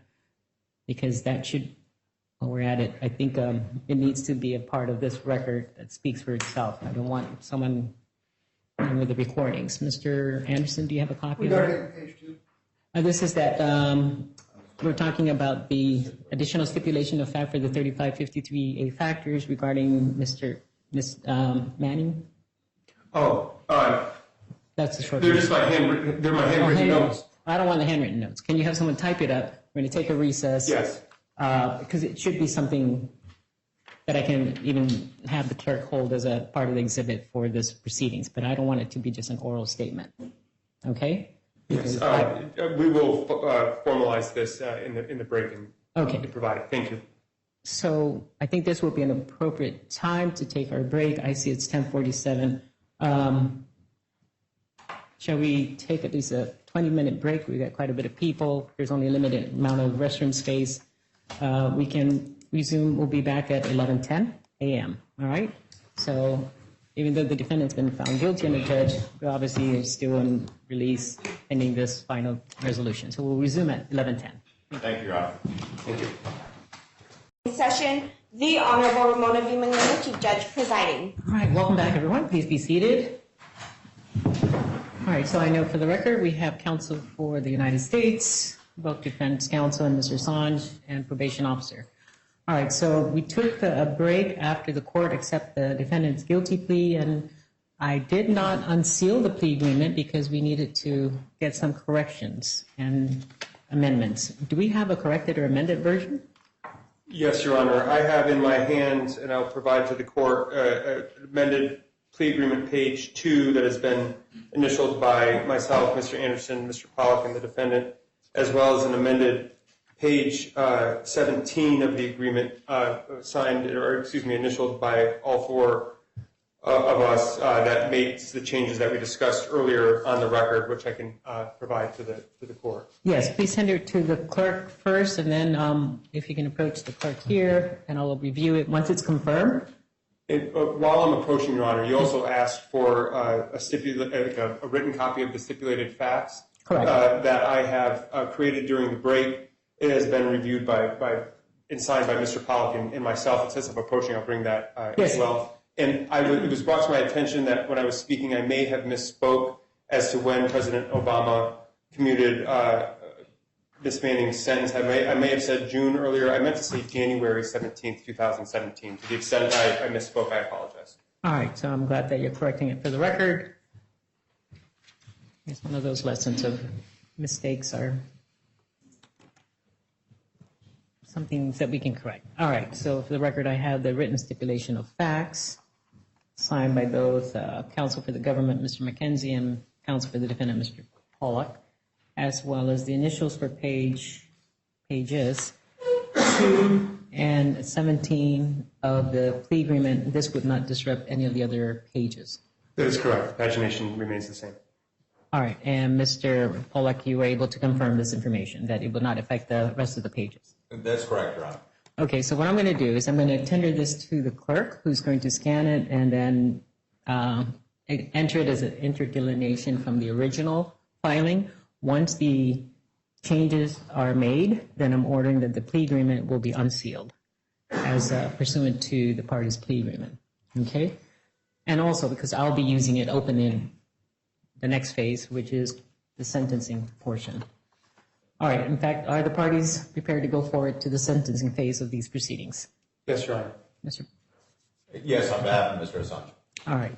So for sentencing purposes, the court is required to first determine what the applicable guidelines range is. And so I will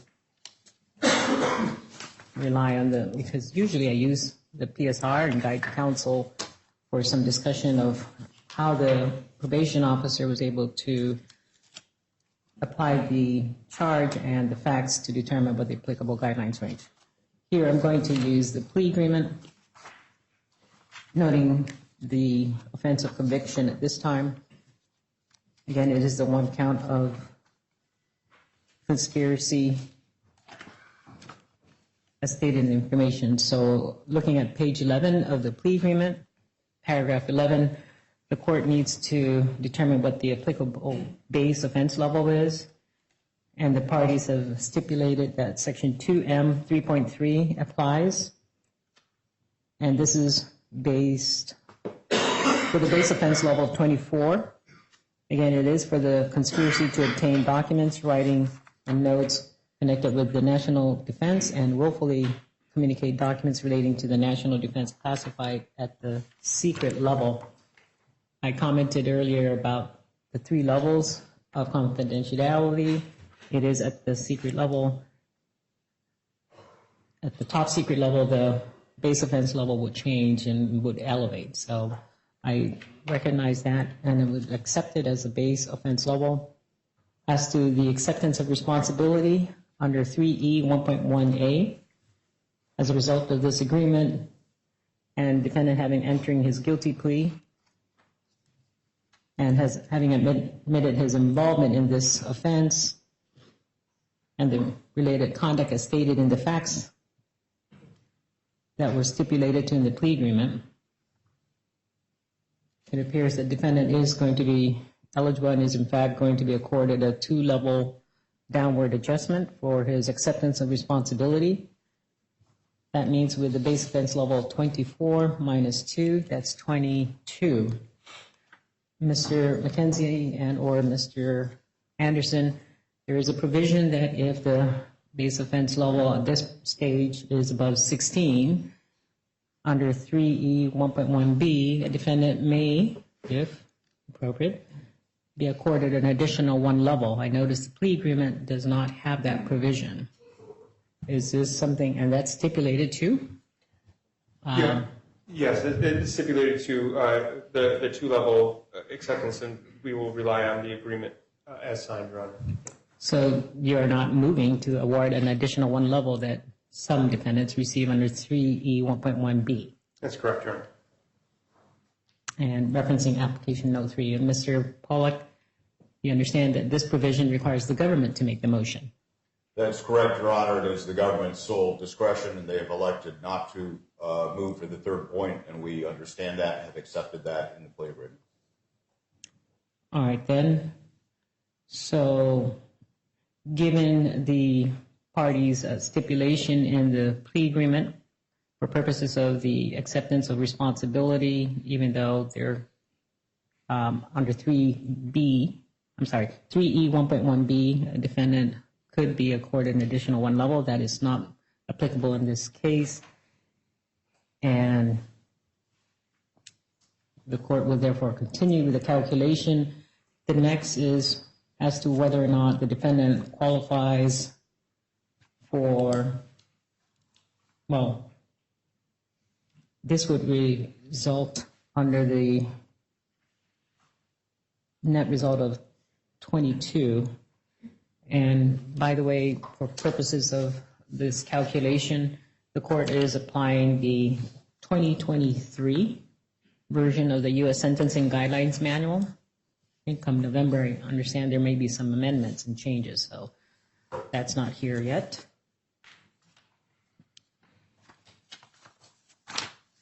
And in regards to the calculation,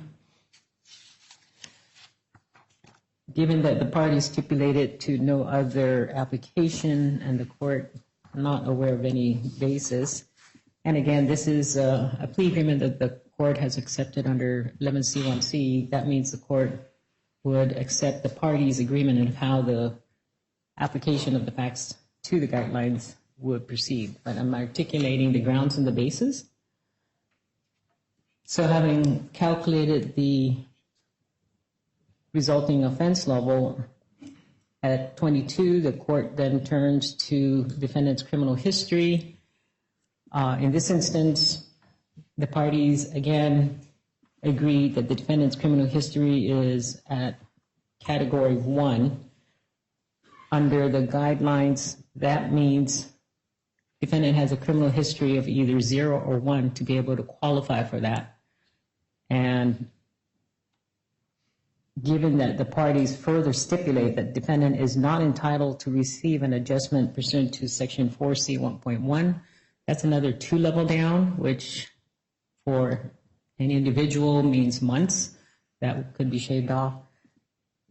This is one that I'm trying to articulate how criminal history category of 1 could still mean a denial of a 4C 1.1. And as I just stated, it could mean that the parties understand, based on all the facts, that there could be a point of 1. And then going back to the law regarding 11C1C, that the court, when bound by the parties' agreement, would actually have to accept, as stated, that a C1C agreement means that the court will agree that a specific sentence or sentencing range is appropriate disposition of the case, or that a particular provision of the sentencing guidelines or policy statement for sentencing factor does or does not apply.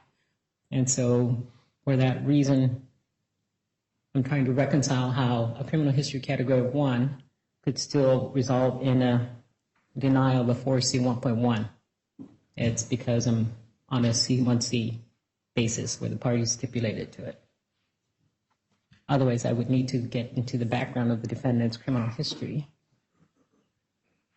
And so, given the total offense level 22 and the criminal history category of 1 under the sentencing table, this results in a guideline range of 41 to 51 months imprisonment.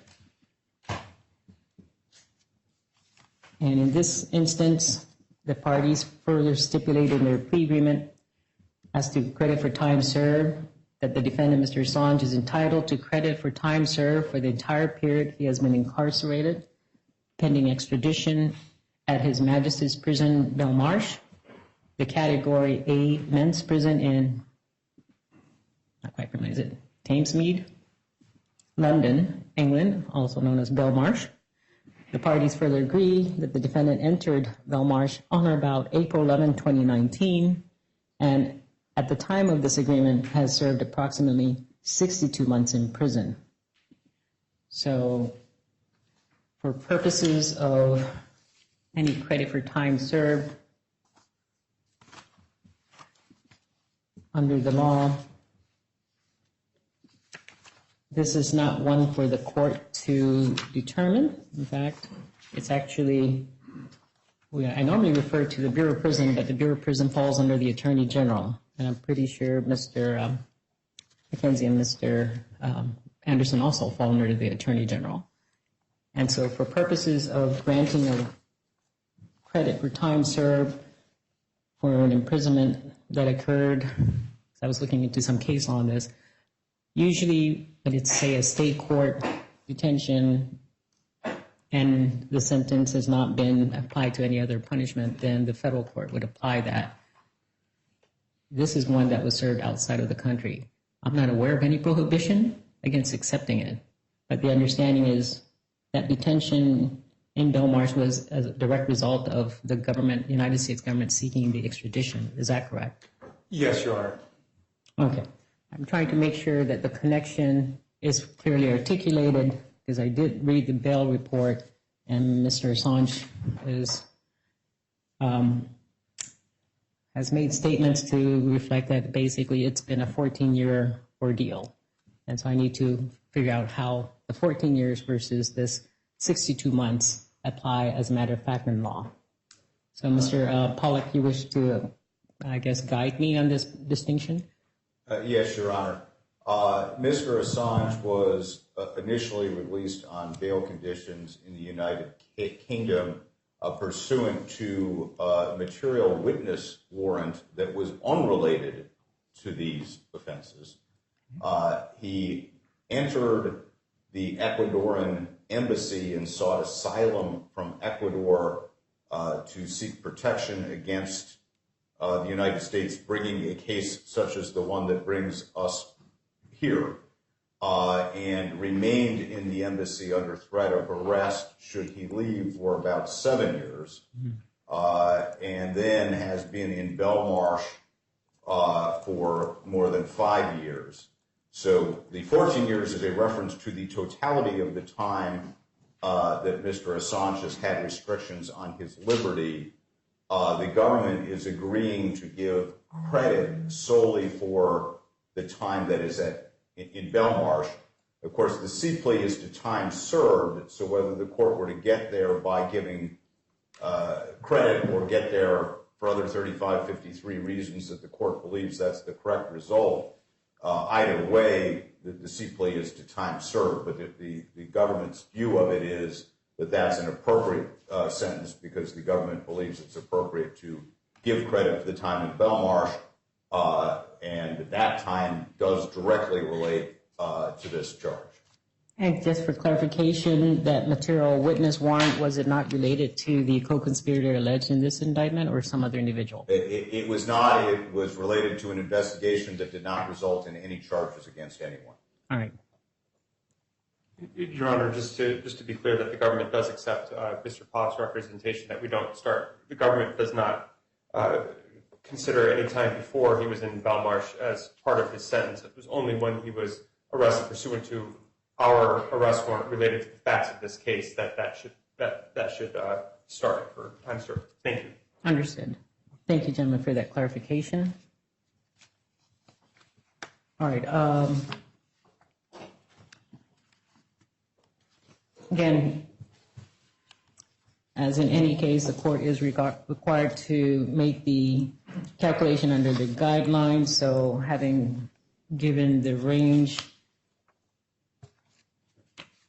as calculated at 41 to 51 months with credit for time served as agreed to by the parties, usually there's also an opportunity for an argument for departure. Neither party is presented any basis in the plea agreement.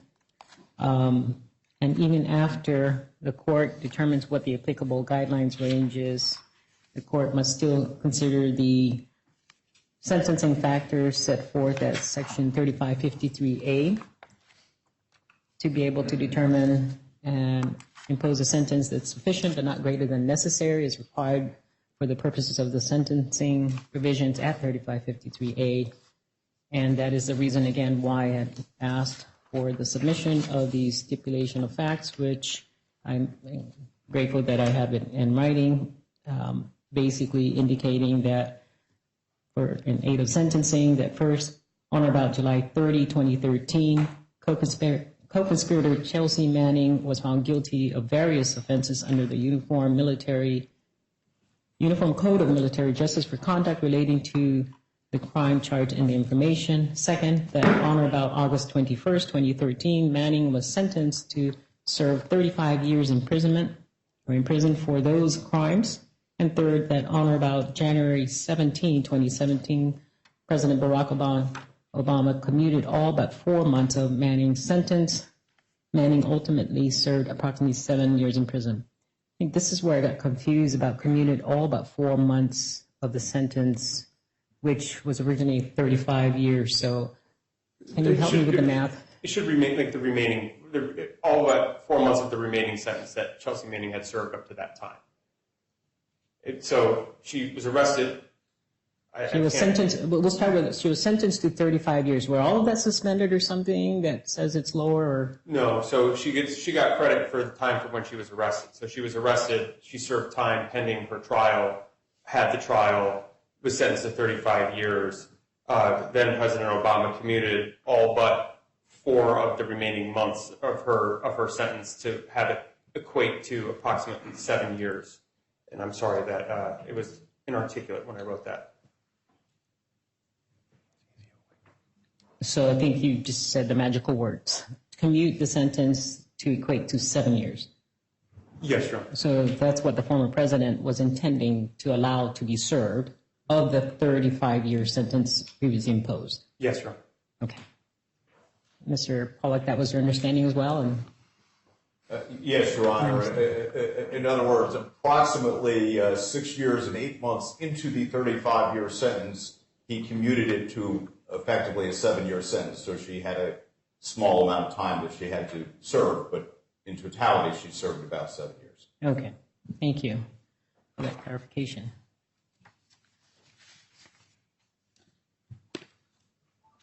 All right. So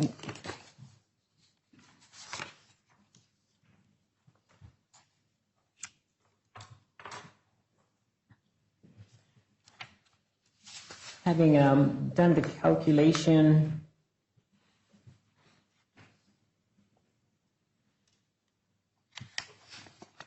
and before we in fact proceed to any arguments of actual sentence and justification, and having accepted the defendant's guilty plea, and again, the plea agreement was ordered unsealed after it was modified. So clerk, was that so done?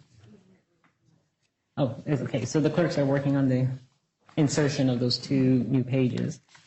And before proceeding to the actual arguments of sentencing, there were 2 matters that were previously, actually one last matter that was previously agreed to, which is the payment of the $100 special assessment fee.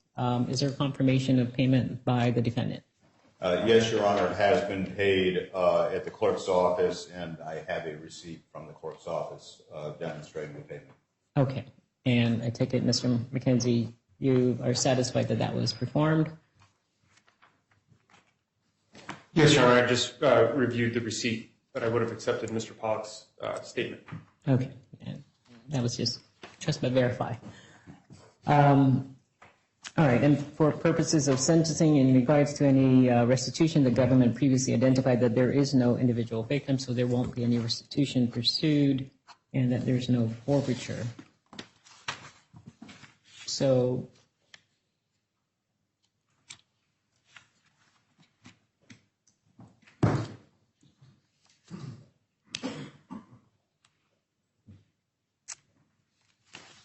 at this time, having noted that the court is still governed by the 3553A factors, which requires me to consider the nature and circumstances of the offense, the history and characteristics of the defendant, the need to avoid unwarranted sentence disparities among similarly situated defendants, and the types of sentences available. And given all the facts, the court is relying on the facts stipulated to in the plea agreement and the stipulation of fact that was submitted today. With that said, pursuant to Rule 32I-4 of the Federal Rules of Criminal Procedure, does the defense counsel wish to in fact speak and argue on behalf of the defendant for an application of an appropriate sentence in this matter? Mr. Pollack? Your Honor, I think we'll stand on the record in this case.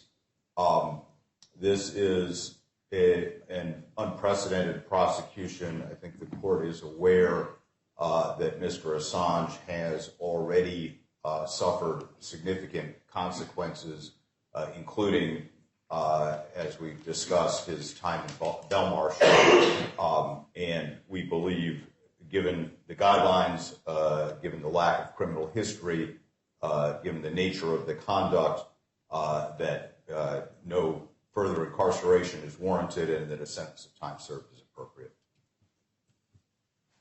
All right, thank you, Mr. Pollack. Let me then turn to the defendant. Mr. Assange, your attorney, Mr. Pollack, has made an argument on your behalf. However, you, as the defendant, have the right to make a statement or present information to mitigate any sentence.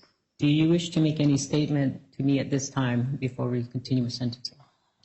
No, Your Honor. Okay.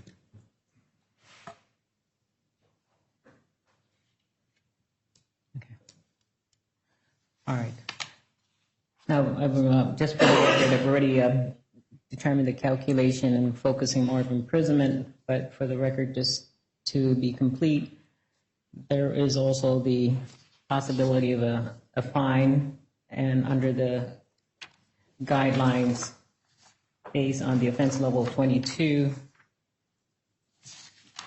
the applicable fine range would be at $15,000 to $150,000. And that fine may be waived if defendant establishes that he is unable to pay. In this matter, the court did receive a state of the bail report prepared by the probation officer, and there was barely any financial information. Officer David Atherwick, was there anything much in there? Just what was on the report, Your Honor. And your conclusion would be, based on the information, that the defendant is in fact unable to pay? That is correct. I And again, I understand. based that decision or that recommendation on the information that I received from him. From the defendant himself? Yes. And according to the plea agreement at paragraph 13B, the parties agreed not to recommend a fine. That is the government's position. Is that correct? Yes, it is, Your Honor. And then for purposes of supervised release, it's not absolutely required in the circumstance of this case, but I've already indicated that if so imposed, it will be at least 1 year, but not more than 3 years. And the supervised release ordinarily follows any term of sentence, whether it's time served or anything. And according to the parties' plea agreement at paragraph 13C, the parties also recommend a period of no period of supervised release. If the court were to in fact pronounce sentence and note that there is no period of supervised release, then the defendant would be effectively able to be considered free from any of the charges in this court, and that there, based on the agreement, the subsequent dismissal will mean no further charges, given that the only other pending indictment against the defendant is the one in the Eastern District of Virginia. Is that correct, Mr. McKenzie? That is correct, Your Honor. All right. Mr. McKenzie, you have given the defense an opportunity, both through counsel and the defendant himself. Is there anything you wish to argue in support of an appropriate sentence in this matter? Your Honor, the government relies on the statements and facts in our plea agreement and states that this is an appropriate sentence. That's time served, which is approximately 62 months. Thank you.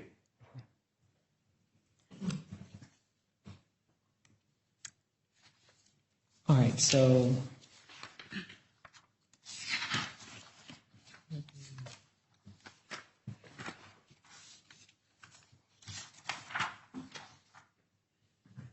all right, having heard from both the defense and the government, at this time I'm going to invite Mr. Assange up here to the lectern with counsel. Mr. Assange, please step up to the lectern.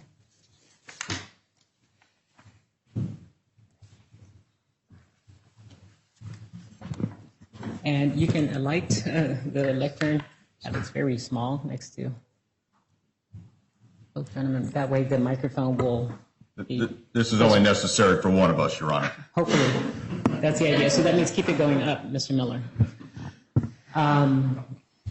So, Mr. Assange, you stand before me to be sentenced in this criminal action, and as I stated, under the sentencing factors, after considering the guideline range here and the agreement, I would note the following. First, timing matters. I will say this. If this case were brought before me sometime near about 2012 or thereabouts, without the benefit of what I know now, which is that you've actually served a period of imprisonment that, based on what we've just discussed, is at least 5 years, and apparently one of the harshest facilities in the United Kingdom. Would it be fair to say it's possibly equivalent to the Bureau of Prisons Supermax? That is a significant fact. There's another significant fact. The government has indicated there is no personal victim here. That tells me, and I can surmise, that the dissemination of the information that occurred in this instance did not result in any known physical injury, and that these two facts are very relevant, because I would say that if this were still the unknown and close in time to when the dissemination started in April 2010, I would not be so inclined to accept this plea agreement presented to me. In fact, I would doubt any of the other United States District Court judges throughout the country would have done so either. But it's not the year 2012 or closer to the 2010 dissemination date. It's the year 2024. And I do have this information to consider, including the disposition of your co-conspirator in this case, Ms. Chelsea Manning. That is very relevant to me, as I cited under the 3553A factors about how the others are involved. And according to the stipulation that you entered into, for the record, for yourself and the government, because Ms. Manning did end up serving 7 years imprisonment. And that's for her role when she was, in fact, an active member of the military. And a former president determined that 7 years imprisonment was sufficient. By accepting this plea agreement, it appears to me that the executive branch, the United States Attorney, and the Department of Justice have similarly made that decision, except it's on the front end. The court doesn't decide what to charge you with. It's the executive branch. The court is required to apply the facts in the law that's presented to it. I only have one count in front of me. We talked about the three different theories of getting to that same one conviction. I elaborate that because these are all bases to consider reasonableness and sufficiency. So in comparison to Ms. Channing's actual prison time, it appears that your 62 months imprisonment is fair and reasonable and proportionate to Ms. Manning's actual prison time. And as I referenced in the bail report that I read, based on your statements to the probation officer and just described by your counsel, which does not appear to be disputed, that you've actually had a 14 years ordeal in various way or form, and that's certainly for that house arrest, and then the 7 years in the embassy. And looking at what transpired here, the direct credit is and should be the result of the extradition warrant that was sought by the United States. And your 5 years detention by the United Kingdom, in response to that, would be a fair and reasonable basis to give you that credit for time served, which is the 62 months. And so for these reasons, given the factual basis that accounts the whole saga of events that constitutes the basis for this very serious espionage charge against you, and given, as I stated, what is, in fact, the status of affairs here today in the year 2024, I am, in fact, sentencing you to a period of time served. And pursuant to your plea agreement, with time served and credit for the time served, I am not imposing any period of supervised release. Given the fact that I am not placing you on supervised release, I obviously am accepting all the critical terms of your plea agreement for purposes of the punishment phase. I've gone over with you all the waivers that you're still bound to abide by. Assuming you in fact comply with all the terms and conditions and there is no breach of the plea agreement, it would end the case with me here on Saipan. I doubt that there will be any future breach, but you are so noticed that that is still a possibility. And pursuant to your plea agreement, there are some outstanding matters that will occur. The United States has already agreed that the dismissal of the only indictment pending in the United States against you in the Eastern District of Virginia will occur after this proceedings. And in return, you've also agreed to promptly remove yourself from the United States, including its territories and commonwealth here. With this pronouncement, it appears that you will be able to walk out of this courtroom a free man. I do hope that there will in fact be some peace restored. I'll just note to you that this past week, the island has been celebrating 80 years of peace since the Battle of Saipan, this was a very bloody place between the Japanese and the Americans. And the people have been celebrating the fact that we've been celebrating peace here with the former enemy. And now there's some peace that you need to restore with yourself when you walk out and you pursue your life as a free man. In this instance, as having pronounced the sentence and imposed the sentence of time served with no period of supervised release, I need to still make sure you understand that under the terms of your plea agreement, you did waive certain rights of appeal. In fact, you expressly waived your right to appeal your conviction and sentence, as well as the right to file any post-conviction motion attacking your conviction, including a motion pursuant to Title 28, Section 2255. And as I stated previously, except for one based on ineffective assistance of counsel, based on information that you do not know now or could not have known at the time the sentencing occurred, even with the exercise of due diligence.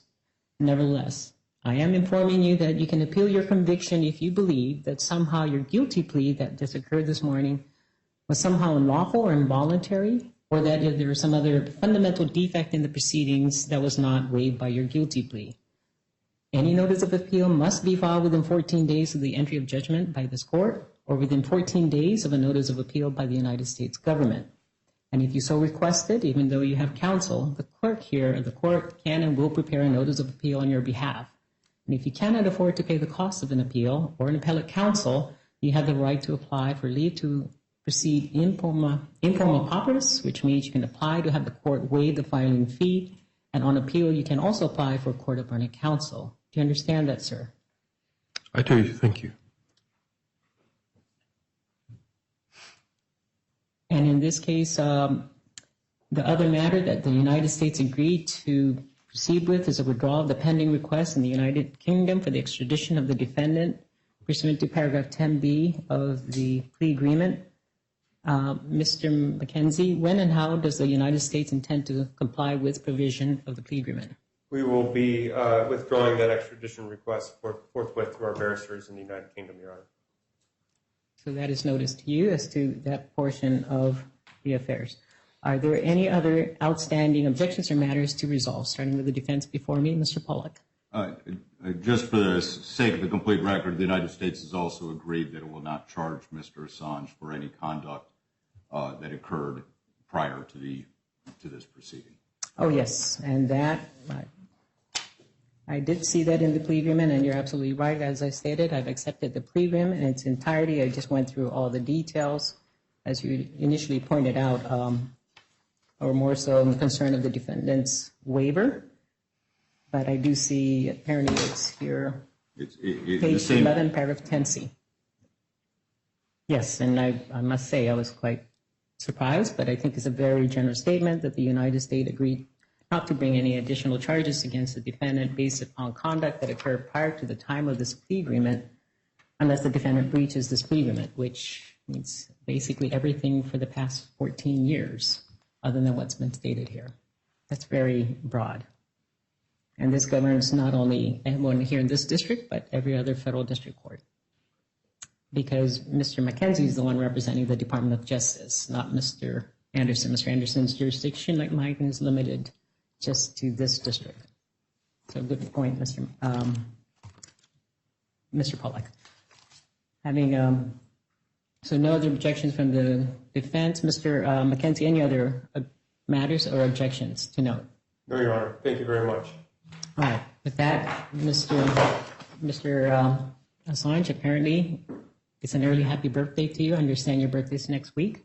That's correct, Your Honor. It's probably the first one you celebrate outside a prison or any type of a limitation. So I hope you will start your new life in that positive note. Thank you. Good luck to you. Thank you, Your Honor. We stand adjourned. Thank you, Your Honor. Thank you.